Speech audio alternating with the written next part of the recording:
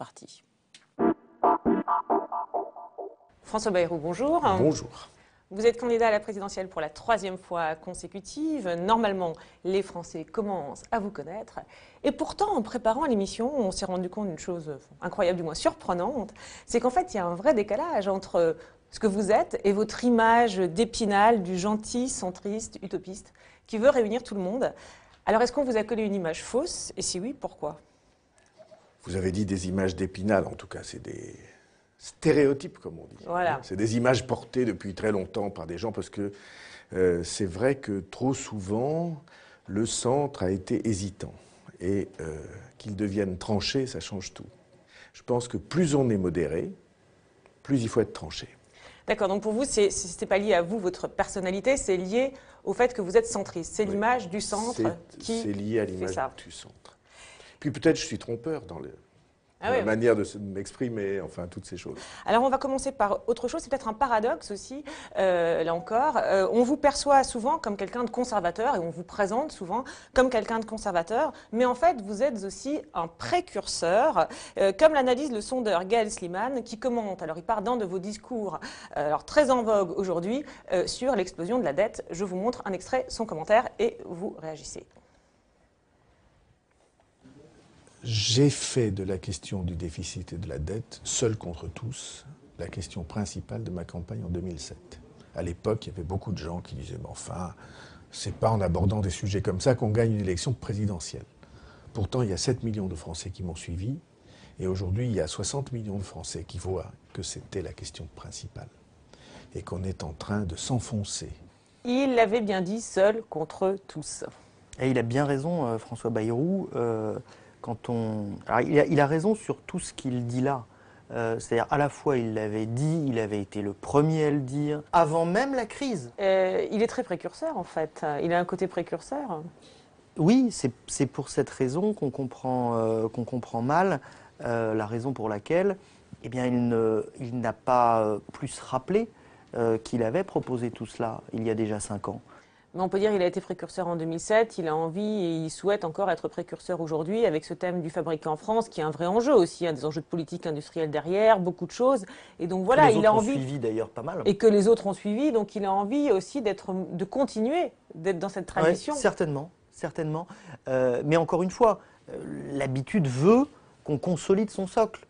Rendez-vous compte, 18,5% d'électeurs qui ont voté François Bayrou à l'époque. Alors, c'est compliqué pour lui d'y parvenir, de rééditer cet exploit-là, parce que dans ces 18,5%, il y avait une partie d'électeurs de gauche déçus par la campagne de Ségolène Royal. Il n'empêche que essayer de reconquérir cet électorat-là est plus logique, en tout cas commencer par là, plutôt que d'essayer de séduire tout de suite d'autres électorats plus difficiles à séduire. Voilà, alors, toute une analyse de votre positionnement dans cette campagne. J'adore les sondeurs. Ah bon, vraiment, Vraiment, c'est très... Vous les, non, alors, vous les aimez pas, on comprend, vous les aimez pas. Non, je ne dis pas que je les aime pas. Je pense que, d'abord, il y avait des choses justes dans ce que disait M. Sliman, mais il y a une chose certaine, c'est que si vous n'imposez pas des sujets nouveaux dans une campagne électorale, alors évidemment, vous avez l'air de rabâcher. Le fait que la question du déficit et de la dette, que je rappelle, elle doit être accompagnée de la question de la réflexion sur pourquoi du déficit et pourquoi de la dette. Et ça nous relie à la question de la tragédie qui fait qu'on ne produit plus en France. Et que donc, si on veut un redressement, alors il faut que ce redressement, il comporte la question du désendettement, il comporte la question de la production, il comporte la question de l'éducation et la question de la moralisation de la vie publique. D'accord. En même temps, ce qu'il dit, et c'est vrai que ça peut être la perception, parce que même si tout ça est lié, c'est que dans un cas, vous étiez sur une thématique réduction de la dette, vous étiez précurseur, et aujourd'hui, vous pourriez, même si vous le dites, dire davantage, j'avais bien raison pour faire revenir vos électeurs d'avant. À quoi ça sert de dire j'avais bien raison tous les jours? À quoi ça sert? Je ne sais pas, visiblement, visiblement vous reconquérez. Non, mais visiblement, il y a la question de faire revenir vos anciens électeurs et puis d'en séduire de nouveau avec on va pas faire de... Non. Non, mais la question c'est à quel électorat vous parlez? Tactique électorale. Mais il dit quand même que votre score de 2007 s'est fait dans un contexte particulier, avec des déçus de la candidate de gauche qui ne croyaient pas en leur candidate. Vous avez bénéficié de circonstances exceptionnelles. Est-ce que vous y pensez à ça? Est-ce que pour vous, vous avez effectivement bénéficié de circonstances exceptionnelles? Pas du tout. J'ai bénéficié d'une campagne que nous avons faite, du travail que nous avons fait pour que naisse en France, pour que se révèle en France un courant politique très profond, très puissant, et dont on a absolument besoin pour équilibrer le pays. Et ça n'est pas les circonstances exceptionnelles qui l'ont fait naître, c'est le travail que nous avons fait qui l'a révélé. Et ça va se passer de la même manière cette fois-ci. Ah bon? Donc vous pensez... Non, on ne va pas s'embêter. Non. Excusez-moi, j'ai pas accepté cette émission pour qu'on fasse la énième émission sur les tactiques électorales. Franchement, vous m'avez écrit pour dire... Je fais une émission avec vous, elle ne portera pas, comme d'habitude, sur les questions politiques, mais elle portera sur votre personnalité. C'est pour ça que je l'ai accepté. Donc on va évacuer cette question des sondeurs qui viennent parler de sondage. On s'en fiche. D'accord, non mais c'était pour revenir sur vos thèmes. Voilà. Ça nous paraissait important pour les téléspectateurs. Alors, cette stature de présidentiable, vous la travaillez depuis 10 ans. À l'époque, vous êtes patron de l'UDF, vous vous présentez à la présidentielle de 2002, et là, vous surprenez tout le monde en adoptant une posture de rebelle vis-à-vis de Jacques Chirac, qui propose de créer un grand parti, l'UMP qu'on connaît aujourd'hui, avec la droite et le centre. Et là, vous faites un coup d'éclat. En février 2002, vous perturbez la naissance du mouvement. Alors, on a demandé à quelqu'un qui vous connaît bien, qui connaît bien la vie politique française, de commenter quelques images. Il s'agit d'Alain Duhamel, qui revient sur ces images, justement, de François Bayrou. Trouble fait face au UE. Alors, pour le coup, les images, on ne les a pas revues souvent. J'espère qu'elles vous inspireront davantage.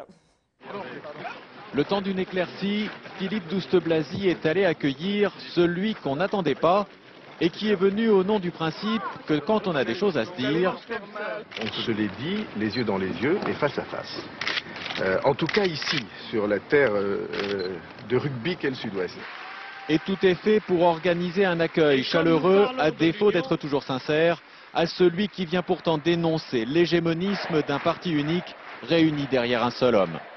Si nous pensons tous la même chose, c'est que nous ne pensons plus rien. Alors il y a des lieux.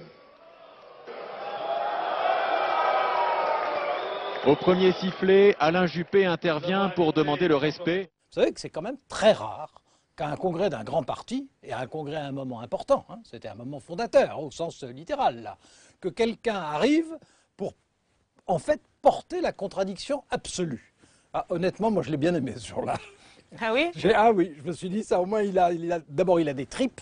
Ensuite, ça fait encore partie de ces très très rares hommes politiques, je suis sûr qu'il n'y en a pas 5 aujourd'hui en France, qui osent aller à un congrès et au fond faire confiance à la puissance de leur verbe et à leur sincérité ou à leur charisme pour dire au minimum je témoigne, au maximum j'inverse. Et avec le recul, qu'est-ce que ça dit sur lui, sur le personnage? Ça dit d'abord beaucoup de confiance en soi. Oser faire ça, ça prouve qu'il a confiance en son talent et même, je vais plus loin, en son étoile.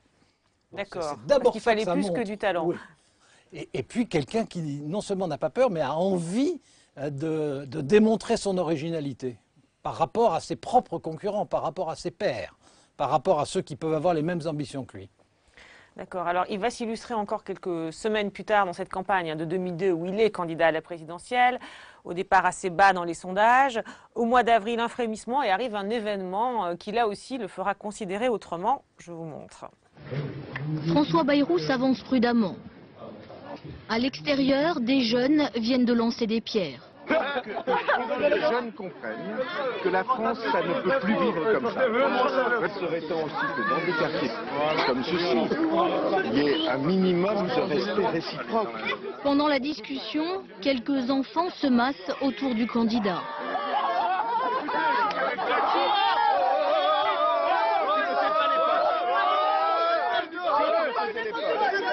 L'incident n'ira pas plus loin. Mais le soir, les événements de la journée ont marqué les esprits. Ces attitudes-là ne sont pas acceptables, ni de près ni de loin. Le geste lui-même, c'est un réflexe, on le voit très bien. L'explication, c'est que François Bayrou est un enseignant qui a l'habitude que les adolescents l'écoutent quand même s'il n'a pas enseigné très longtemps, un père de famille nombreuse et quelqu'un qui a aussi un petit côté, c'est moi le chef quand même. Hein. Bon, donc ça c'est de l'ordre du réflexe compréhensible de sa part. Ensuite, il y a l'homme politique qui réapparaît dans l'exploitation politique qu'il en fait, bien sûr. Et il a très vite compris, parce qu'il ne travaille pas toujours assez certains dossiers, mais en revanche, on ne peut pas dire qu'il manque d'intuition politique. Il a très vite compris que ce serait un geste populaire, que ça correspondrait à ce que se disent beaucoup de parents, beaucoup d'enseignants qui ont envie de faire la même chose dans les mêmes cas. Et que non seulement il fallait l'assumer, mais que d'une certaine manière, il fallait en faire le totem de sa campagne. Et c'est un peu ce qu'il a fait. Mmh. Ce qui est frappant aussi, c'est que justement cette image qu'il peut avoir de centriste parfois assez consensuel ou qu'il a pu chercher à se donner, là on voit bien qu'il est dans ces deux moments qui n'est pas du tout finalement celui-là. Pour moi, François Bayrou, c'est un vrai faux centriste. C'est-à-dire que d'une part, c'est un centriste idéologiquement. On ne peut pas dire le contraire, par tradition, par filiation, par type de culture, par conviction au pluriel. Mais en même temps, il n'a pas du tout le tempérament du centriste classique. C'est quelqu'un, je ne dis pas machiste, mais enfin c'est quelqu'un de très viril, qui veut être un chef, qui veut être un patron, qui en a d'ailleurs l'ambition au plan national, et qui, à chaque occasion symbolique, va dans ce sens et essaye de convaincre les gens, qui d'ailleurs souvent sont convaincus par ça, qu'il a peut-être des opinions modérées, mais qu'il est le contraire d'un mou. Voilà. Et d'ailleurs, on l'a vu il y a 2 minutes, hein, tout à l'heure.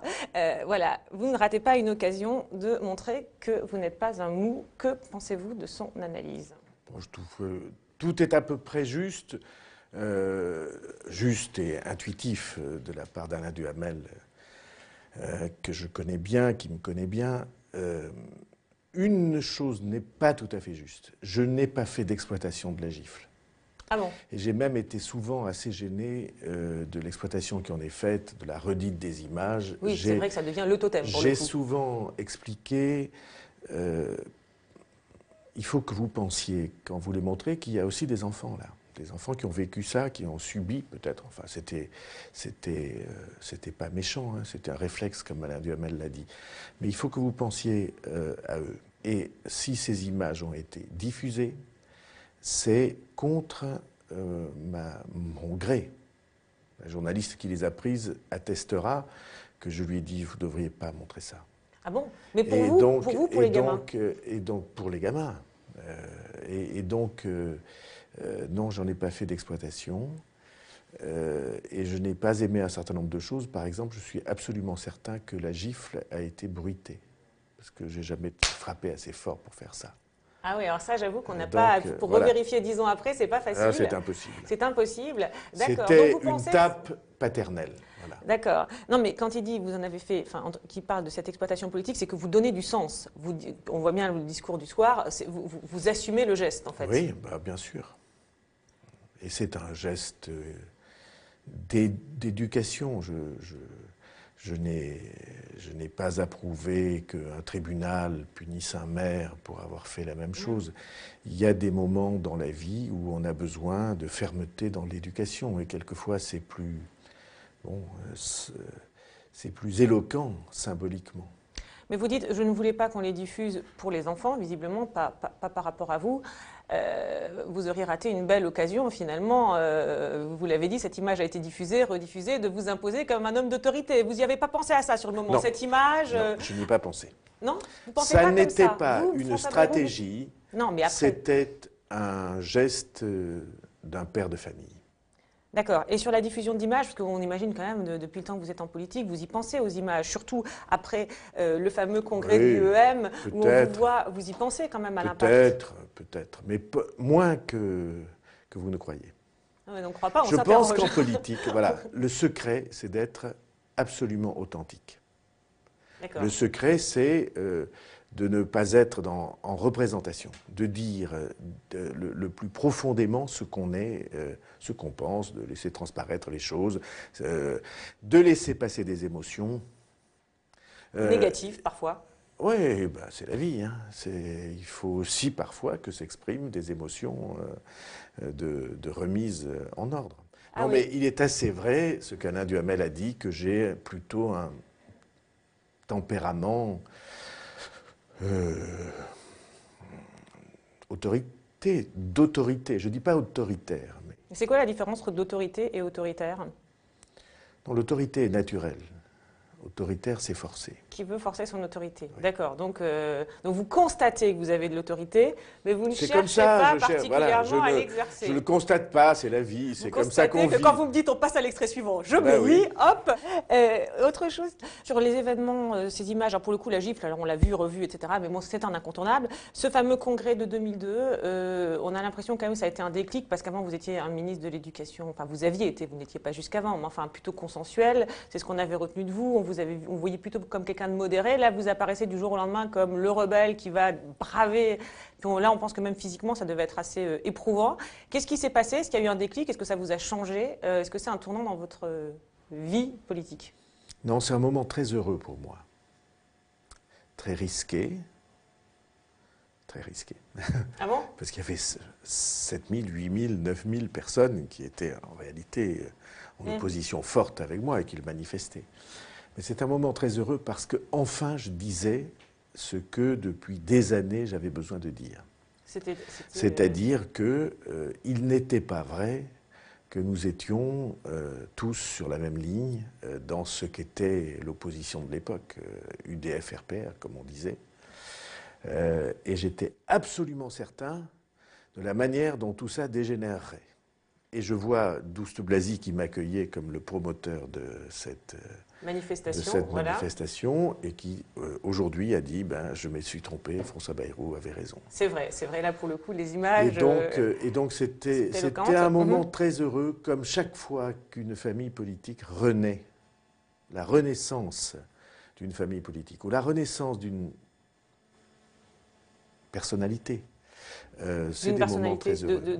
C'est vous, de vous-même, c'est vous qui oui, êtes né à ce moment-là. Je dis pas né, mais j'ai probablement quelque chose à changer dans le regard des gens, plus profondément en cet instant-là qu'en beaucoup d'autres par la suite. Dans le regard des politiques?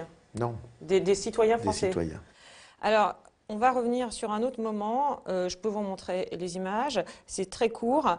C'est les images d'un autre coup. Pour le coup, c'est médiatique cette fois-ci.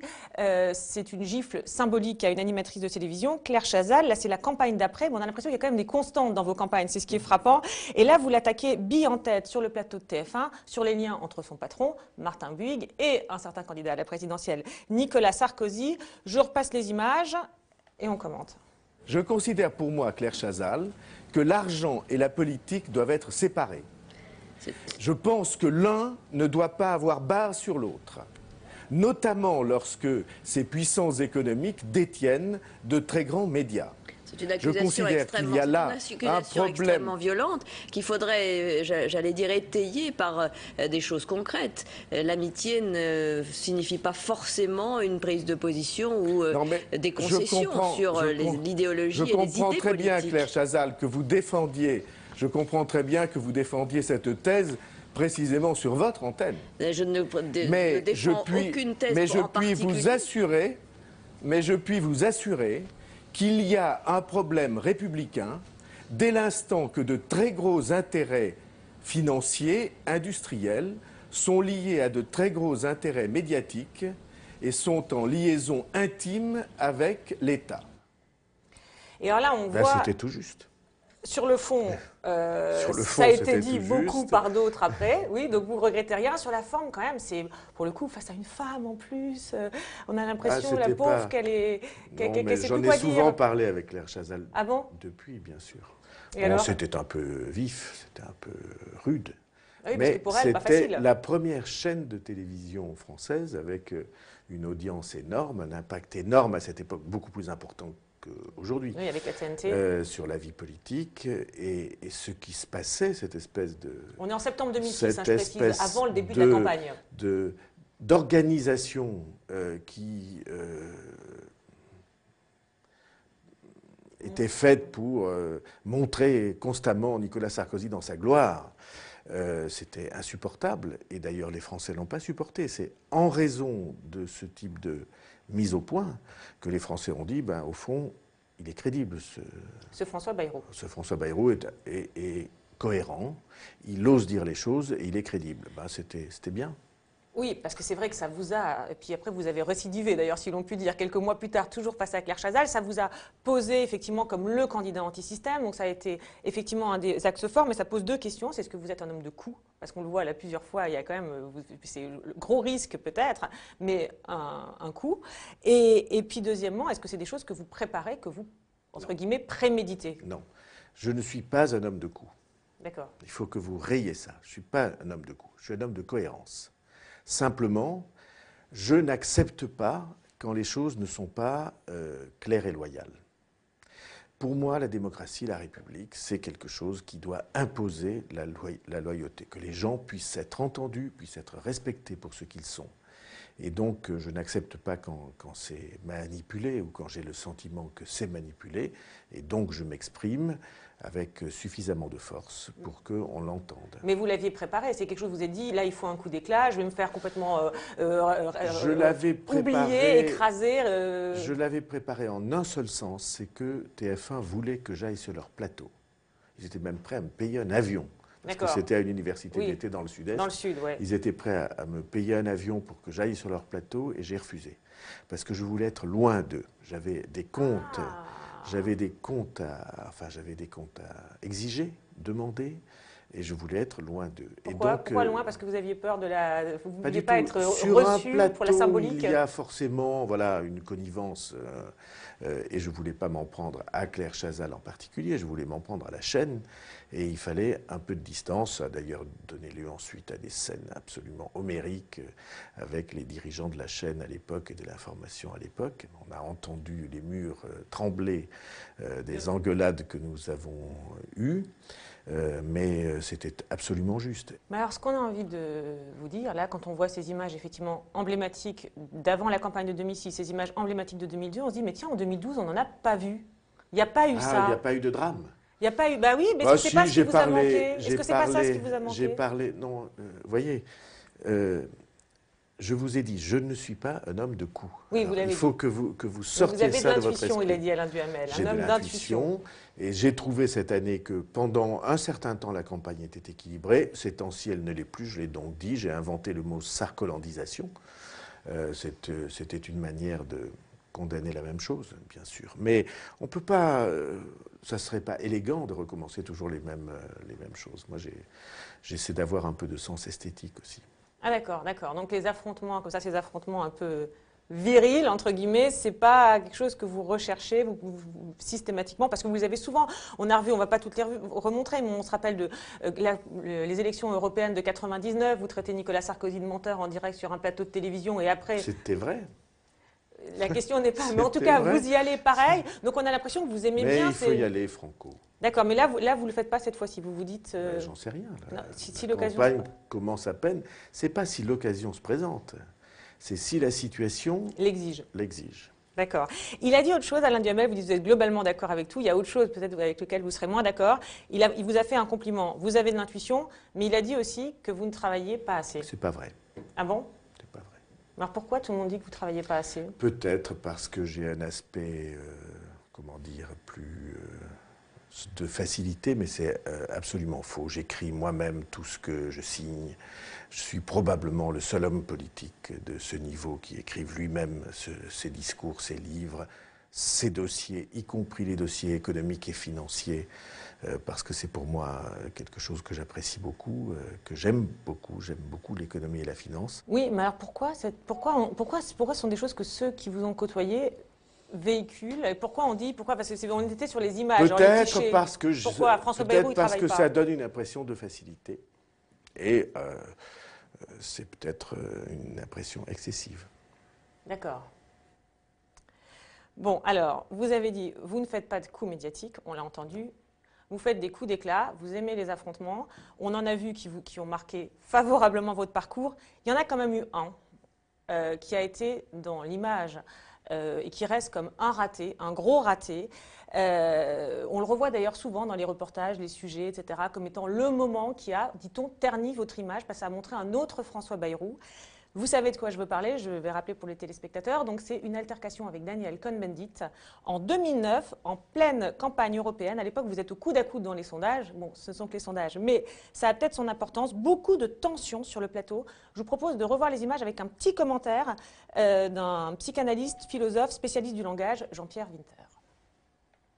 Et Sarkozy, il dit, Monsieur Cohn-Bendit, parce qu'il l'avait interpellé. Moi, je vous connais depuis longtemps. On se téléphone souvent. Je ne peux pas en dire autant. On se téléphone souvent. Vous êtes venu déjeuner 3 fois à l'Élysée. En tant que président, du groupe, avec tous les présidents, dont le président de ton groupe. Vous sentez-vous mal? Je me sens pas mal, je trouve ça ignoble de ta part, parce que tu sais exactement ce qu'il se passe quand on est président de groupe. Tu as été député européen, tu sais ce que c'était. Et ce genre de jeu devant les citoyens, eh bien mon pote, je te dis, jamais tu seras président de la République. Très bien. Parce que tu es trop minable. Très bien. Trop minable. Je ne suis pas sûr que vous puissiez, vous, employer le mot ignominie. Si, je peux, parce que ça fait partie du langage. Parce qu'il y a un certain nombre d'ignominies que vous, Daniel Cohn-Bendit, n'avez pas hésité à porter.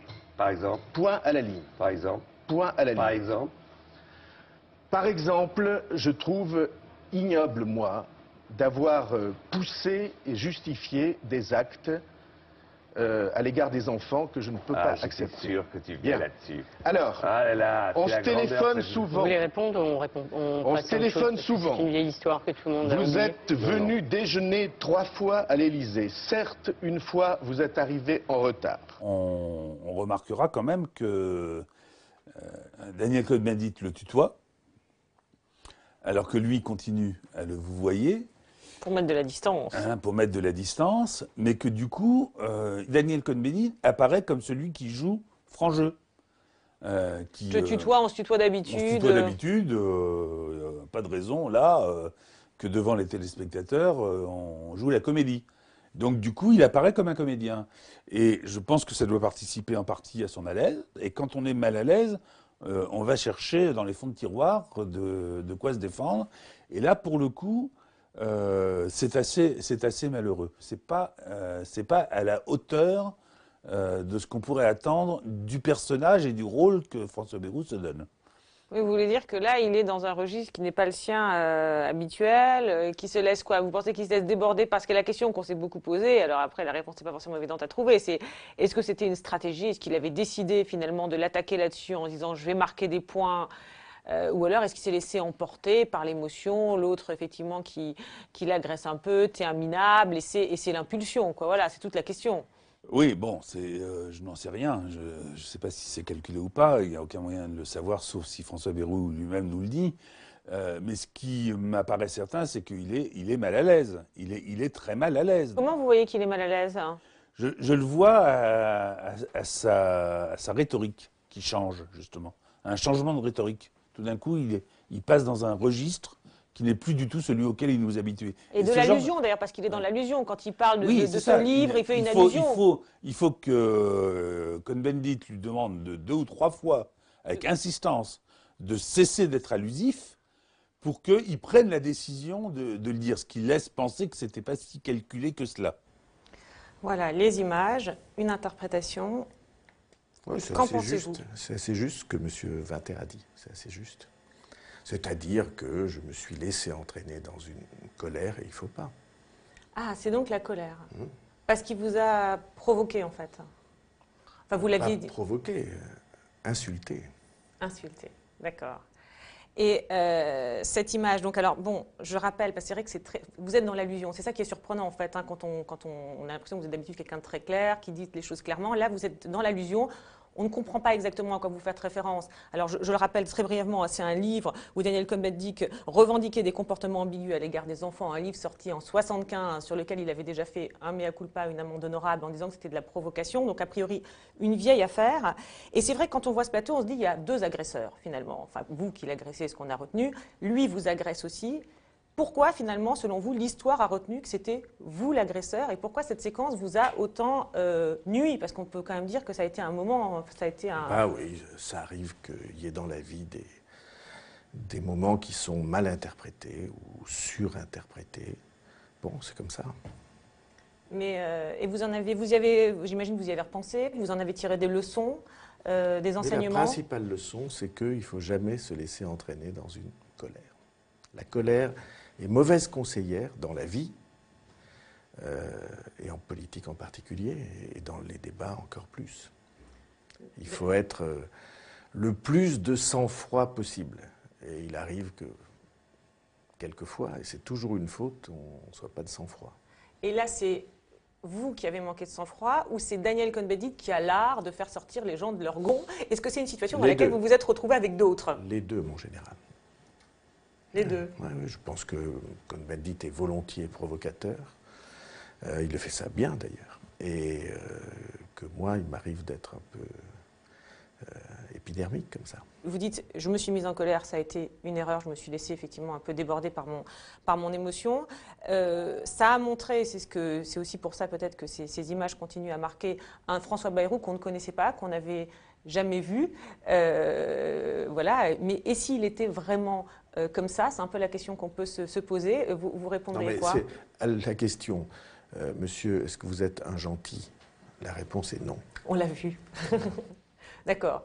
Est-ce que vous êtes un colérique? Vous dites oui, mais maintenant je fais très attention. Je ne suis pas un colérique, je ne pense pas qu'on puisse me définir comme ça, mais disons que parfois j'ai le sang bouillant. Et ceci, encore une fois, il ne faut pas que ça ait sa place dans la politique. Bon, et puis ça explose quelquefois. D'accord, mais là ça n'explosera plus, vous avez dit. D'accord. Donc finalement, par rapport à ce que vous avez dit sur le moment, j'assume quand je suis en colère, moi j'y vais, enfin, je ne regrette rien, je ne pratique pas la politique des regrets. Ce que vous aviez dit le lendemain de cet événement, aujourd'hui vous êtes... Non, je ne pratique pas la politique des regrets. Je ne pratique pas la politique des regrets, mais vous dites quand même... Non, je dis qu'il ne faut pas se mettre en colère. Il faut pas en général, et sur un plateau de télévision, parce que la colère vous affaiblit. Vous diriez en particulier sur un plateau de télévision? Oui, sur un plateau de télévision, vous avez des millions de spectateurs. Alors évidemment, c'est pas tout à fait comme si vous êtes au coin de la rue, hein. D'accord. Voilà, ou bien enfermé dans votre chambre. Faites attention, il y a des caméras partout aujourd'hui. En train de casser un verre. Il y a des caméras partout aujourd'hui. Pour terminer, je voudrais revenir et prolonger une phrase dite par Alain Duhamel tout à l'heure. Il a dit « Il aime bien être le chef ». Et alors cette question du chef solitaire, du chef avec ses troupes, etc. C'est quelque chose qui traverse un peu votre parcours, parce que vous avez eu des troupes nombreuses lorsque vous étiez patron de l'UDF, hein, vous avez aussi dirigé le groupe parlementaire 120 députés, et puis elles se sont réduites, vous avez connu une traversée du désert, vous avez vu aussi revenir quelques anciens alliés en septembre dernier. Je vous propose de revenir sur cette solitude, ce que vous en avez dit à deux moments, commenté toujours par Jean-Pierre Winter. On verra si vous êtes toujours d'accord avec son analyse. Mes compagnons, les vrais, ne m'ont jamais tourné le dos. Donc les autres étaient des faux. Ma tribu, mon commando ne m'a jamais tourné le dos. Jamais il y a eu une seconde de fissure. Mais il est vrai que les élus, les notables, ceux-là sont partis du côté du pouvoir. Ben, c'est qu'ils pensent que le pouvoir c'est plus important que les idées. Ça fait mal? Pour moi, c'est le contraire. Bon, c'est désagréable.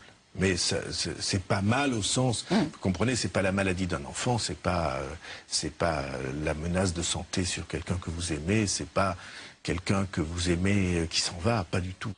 Je serais tenté de penser que cette solitude, elle est revendiquée, nécessaire probablement, mais qu'elle le désole aussi quand même, quoi qu'il en dise. Par ailleurs. Ah bon? Oui, parce que il a beau dire qu'il est entouré... Sa tribu, il y a sa tribu, son commando. Qu'il a comme attribut sa tribu, il n'en reste pas moins que la politique, ça se fait justement avec des élus et avec des gens avec qui on va partager le pouvoir de décision. Mmh. Et souvent, quand on lit des interviews ou des commentaires de gens qui ont été proches de François Bayrou, on a l'impression, qui est peut-être fausse, hein, mais qu'on contribue à créer ceux qui l'ont approché politiquement, que finalement, il a un côté quand même autocratique, ce qui n'est pas tout à fait la même chose que la solitude. Mais alors, parce qu'il y a deux choses, effectivement. Là, il parle de la solitude, ceux qui l'ont lâché, et puis il dit « j'ai ma tribu, mon commando ». Mais quand il parle de sa tribu et de son commando, on a quand même l'impression qu'avec sa tribu, son commando, c'est quand même lui qui décide, quoi. C'est sa tribu, enfin, du moins, c'est ce qu'on peut entendre.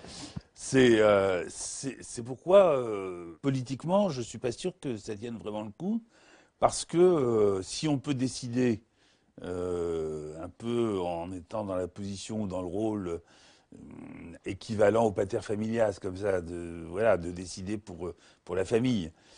Si ça tient le coup, effectivement, avec des gens qui le suivent depuis longtemps, politiquement, il faut jouer avec les alliances. Hein. Et alors, d'autant plus qu'on revendique d'être centriste. Alors, l'objectif de ce week-end. Il y a deux messages. Le premier est un message de rassemblement, calme et serein, en prenant le temps de ce rassemblement. La famille politique du centre a été éclatée pendant trop longtemps. Un jour prochain, elle se reconstituera, elle se reconstruira. Maintenant, c'est cette année présidentielle où M. Meignery participe à cette université. Il y a une valeur symbole quand même. Mais parce que, au fond, tout le monde a fait du chemin. Tout le monde, même moi. Ce qui est troublant dans l'expression, c'est tout le monde a fait du chemin. Ajouter même moi, c'est déjà se mettre en dehors de tout le monde, justement. Comme si c'était presque un exploit, quoi. Hein, le même, là, avec toute l'équivoque, d'ailleurs, du mot, semble presque contredire ce qu'il est en train de dire. Oui, parce on peut comprendre de deux manières. On peut penser, même moi, sous-entendu, même moi pour qui c'était très difficile d'en faire, voilà. Ou alors même moi parce que moi j'ai raison. Voilà, donc c'est pour ça que bon, c'est très équivoque et que ça fait sourire. Même moi, pourquoi même moi? Bah, vous avez dit les deux choses, c'est assez vrai.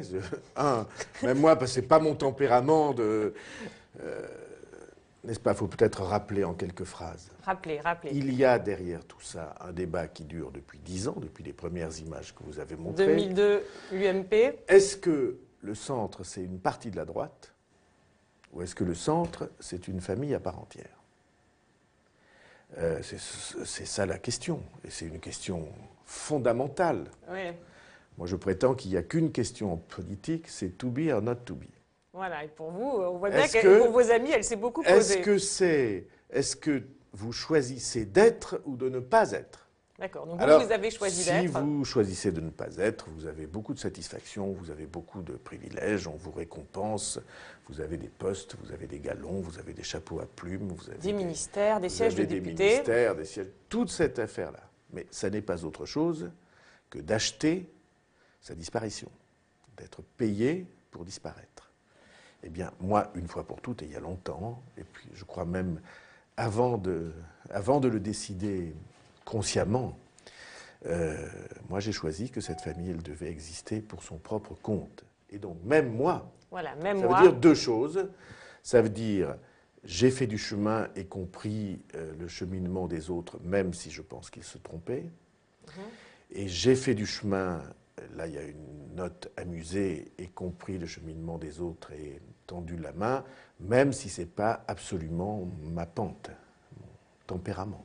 C'est-à-dire que vous avez été tendre la main à certains, même si ce n'était pas votre pente, c'est ça? Mon tempérament, ça n'est pas de faire des compromis, vous le savez bien.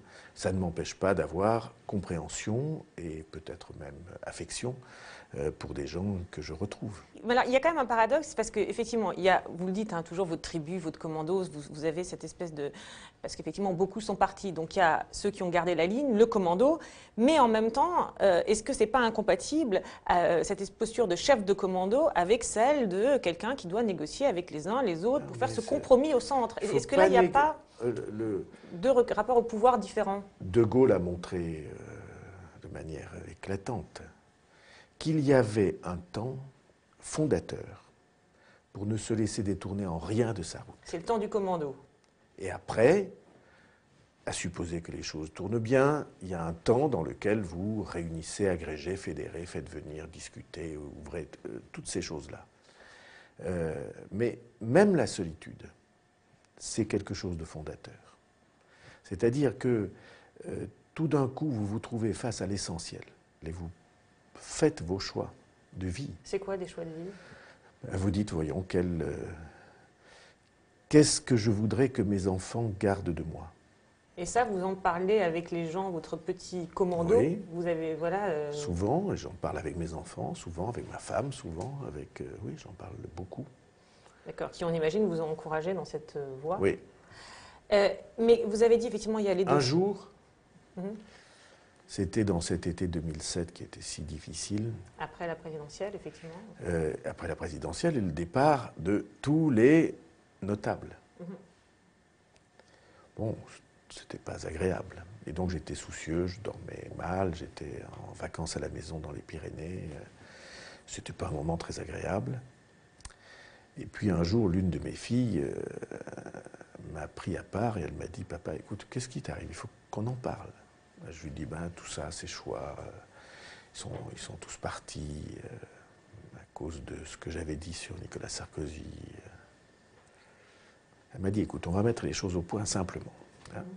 Si tu avais cédé, comme père, on t'aurait toujours aimé.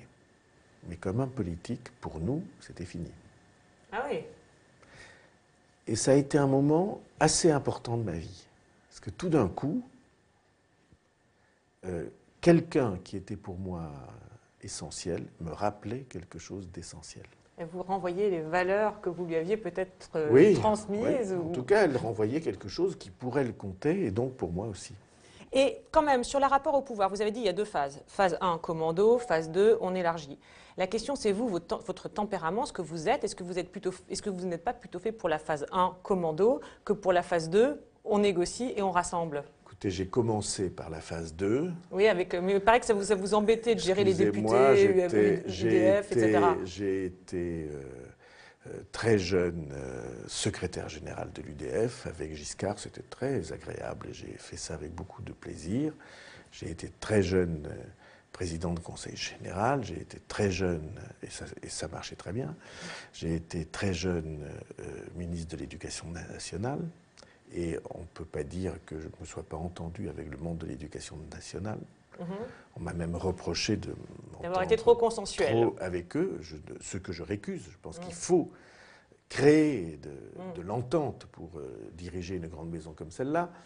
Et puis après, j'ai eu une phase politique qui, en effet, était une phase d'affrontement et confrontation. Qu'on a vu démarrer en 2002. Et donc, j'ai fait mes preuves dans la phase 2 autant que dans la phase 1. Et pour tout vous dire, alors pour aller au plus profond, c'est plus facile la phase 2 que la phase 1. C'est plus facile pour moi d'être fédérateur et consensuel parce que j'aime assez les gens pour voir l'essentiel en eux. Donc ça se passe bien. D'accord. Ça s'est bien passé avec.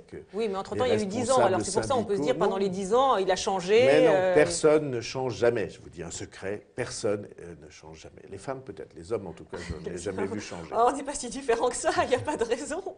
Pourquoi vous dites les femmes changent souvent? Non, non, pas du tout. Non, non, c'était pour émettre une réserve de prudence. D'accord. Parce que je ne connais, enfin, de l'intérieur qu'une des deux parties de l'humanité. Alors, vous dites on ne change pas, peut-être les femmes, mais les hommes ne changent pas. Sur le fond, vous avez un peu changé. Qu'est-ce que si vous deviez résumer le petit changement qu'il y a pu avoir, cette expérience? Je suis moins perpétuellement batailleur, moins perpétuellement en confrontation. Je suis plus apaisé. Voilà. Je n'ai pas changé sur mes orientations, je n'ai même pas changé sur le fond du tempérament, qui est un tempérament assez résistant et même obstiné, je veux bien le reconnaître, mais c'est plus facile maintenant pour moi de le vivre avec les autres. D'accord. Donc ça, c'est l'argument que vous renvoyez à ceux qui disent finalement trop solitaire, trop intransigeant, trop. Oui, c'est ce qu'on disait de grands personnages, trop solitaires, trop intransigeants. On a dit ça de Mendès France, tout le temps. On a dit ça de Clémenceau, tout le temps. On a dit ça de De Gaulle, tout le temps. Ouais. Tout le temps. Eh bien, je préfère être de cette race-là que des autres. D'accord. Bon, bah écoutez, on verra comment se passera la prochaine phase. En tout cas, merci de nous avoir aidés à l'entrevoir. Merci beaucoup. Voilà. Voilà. Comment... Combien avons-nous